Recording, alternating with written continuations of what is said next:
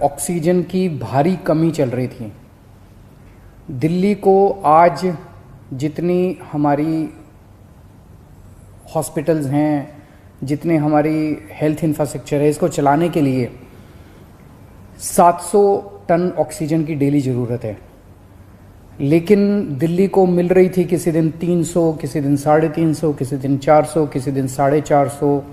इस तरह से दिल्ली को ऑक्सीजन मिल रही थी, जिसकी वजह से अस्पतालों में कमी हो रही थी। अस्पताल मैसेज पे मैसेज डाल रहे थे, फिर मीडिया में आ रहा था इस अस्पताल में घंटे भर की ऑक्सीजन बची है, उधर आधे घंटे की ऑक्सीजन बची है, मरीजों की मौत हो सकती है, और काफ़ी ज़्यादा दिक्कत हो रही थी।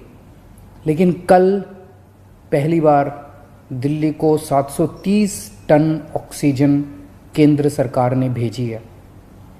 जैसा मैंने बताया, दिल्ली को 700 टन ऑक्सीजन की ज़रूरत है। कल पहली बार केंद्र सरकार ने 730 टन ऑक्सीजन भेजी है।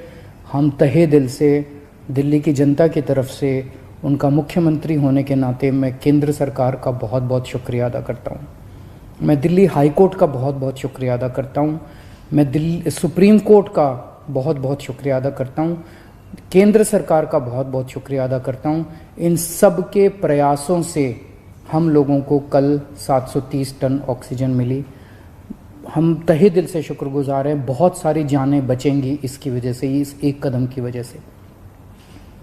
लेकिन एक दिन 700 टन ऑक्सीजन आने से काम नहीं चलेगा।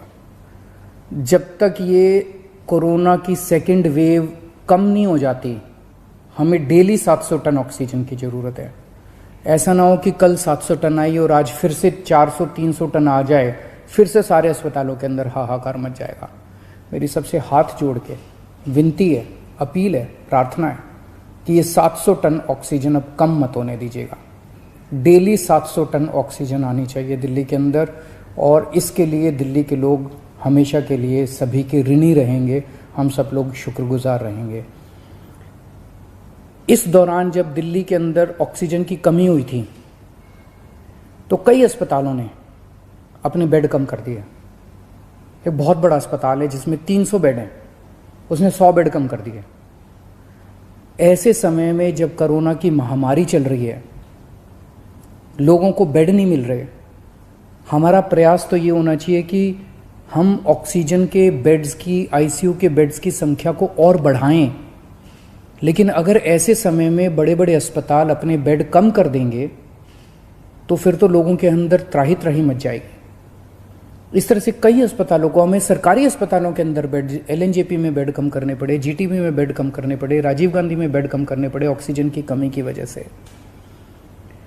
अब एक तो मेरी सभी अस्पतालों से निवेदन है कि वो अपने बेड वापस जितने पहले थे उतने बढ़ा लें। मैं उम्मीद करता हूं कि अब रोज 700 टन ऑक्सीजन आया करेगी, तो जितने जिसके बेड थे हॉस्पिटल्स के, वो सब बेड्स अपने उतने ही बढ़ा लें। दूसरी बात, कई अस्पताल वालों से मेरी मुलाकात हुई इन दिनों में।